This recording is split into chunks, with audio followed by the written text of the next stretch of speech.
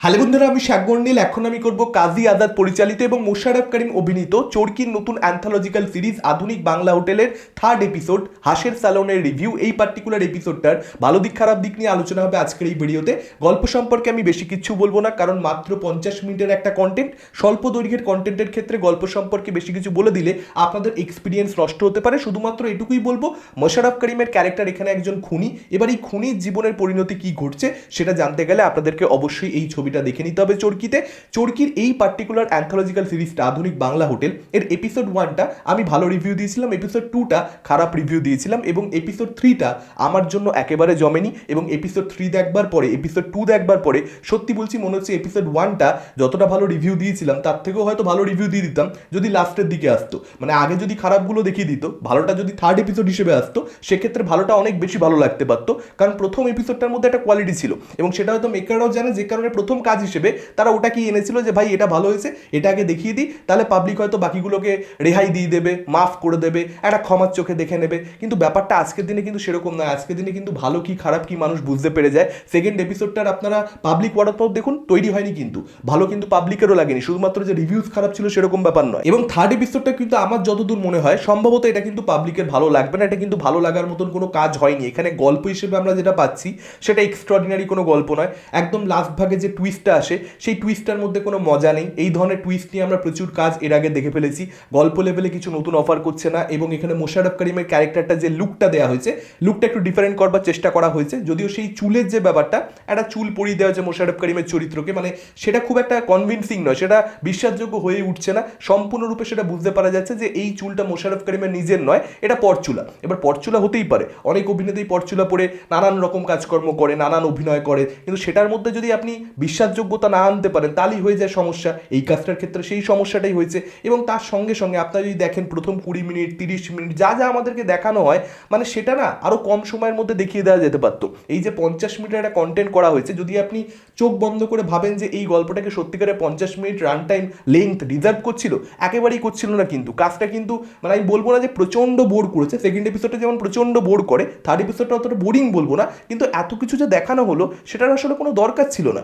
কম কিছু দেখিয়েও গল্পটা যেখানে গিয়ে শেষ হয়, যেরকম এন্ডিং, যেরকম টুইস্ট, এটা অনেক আগেই নিয়ে আসা যেতে পারতো। আর এই যে পার্টিকুলার অ্যান্থোলজিক্যাল সিরিজটা আধুনিক বাংলা হোটেল, এটা ছিল হ্যালোইন স্পেশাল। ফলত পাবলিক কি মনে করবে, একজন অডিয়েন্স হিসেবে আমি কি মনে করবো যে এটা হরর কন্টেন্টকে নিয়ে 3টে গল্প থাকবে 3টে এপিসোডে। ফার্স্ট এপিসোডটার মধ্যে যেহেতু গল্পটা ভালো, সেটাও কিন্তু ভয় পাওয়াতে পারে না, কিন্তু গল্পটা ভালো, একটা ভূতের গল্প ছোটবেলায় আমরা যেরকম শুনতাম সেই ব্যাপারটা ফার্স্ট এপিসোডের মধ্যে ছিল, ফলত সেটা ভালো লেগেছিল, ভয় না পাওয়াতে পারলো। সেকেন্ড এপিসোডে ভয় পাওয়াতে পেয়েছে, চরম ভয় ফেল করেছে। থার্ড এপিসোডটার মধ্যে ভয় পাওয়াতেও চাইছে না, এটা ভয়ের গল্পও নয়, গল্প হিসেবে খুব দুর্বল। সব কিছু মিলিয়ে এই এপিসোডটা একেবারে জমেনি। মানে আপনি অডিয়েন্সকে চিট করতে পারেন না। যদি আপনি বলছেন হ্যালো স্পেশাল, তাহলে গল্পগুলো এমন হওয়া দরকার যেগুলো ভূতের গল্প হবে, যেগুলো ভয়ের গল্প হবে। সেই জিনিসটা হচ্ছে কোথায়? থার্ড এপিসোড তো মানে এটা ভূতেরও গল্প নয়, ভয়েরও গল্প নয়।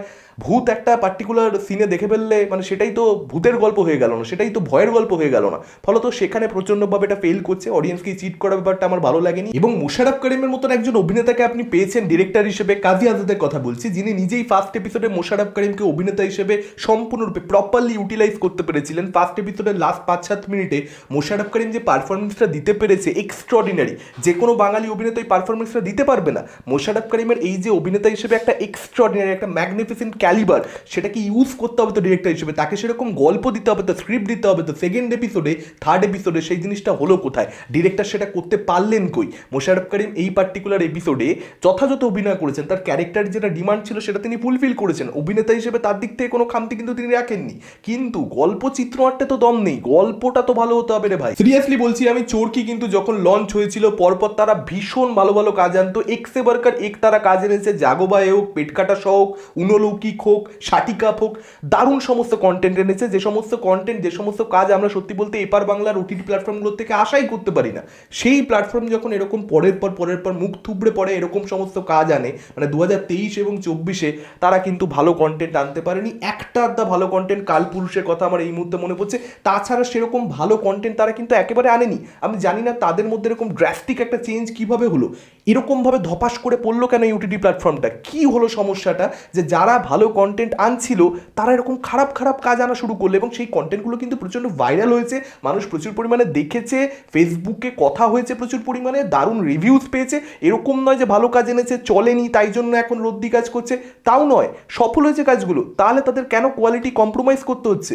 আমি বুঝতে পারছি না, এটা আমার জন্য প্রচণ্ড হতাশাজনক। আপনি যখন আশা করেন যে কেউ ভালো কাজ করবে, তারপর যখন সে আপনাকে একটা খারাপ কাজ দেয়, সেটা কিন্তু খুব খারাপ লাগে। তো আমি চরকিকে নিয়ে রিয়েলি ডিসঅ্যাপয়েন্টেড। এটা ছিল আমার ওভারঅল মতামত। আধুনিক বাংলা হোটেল সম্পূর্ণটা দেখবার পরবর্তীতে আমার মতামত, ওপিনিয়ন, এবং থার্ড এপিসোড নিয়ে তো কথা বললামই। সব মিলিয়ে মানে সেকেন্ড এপিসোডটা, থার্ড এপিসোডটা মানুষ একেবারে মনে রাখবে না। দেখুন, পেট কাটা সব কবে দেখেছি, একটা হরর কন্টেন্ট অ্যান্থোলজিক্যাল সিরিজ 4-5টা এপিসোড এসেছিল, এখনও মনে রয়েছে। মানে মিষ্টি কিছু, কি অসাধারণ, কি অসাধারণ ছিল মিষ্টি কিছু, সেরকম কন্টেন্ট কোথায়?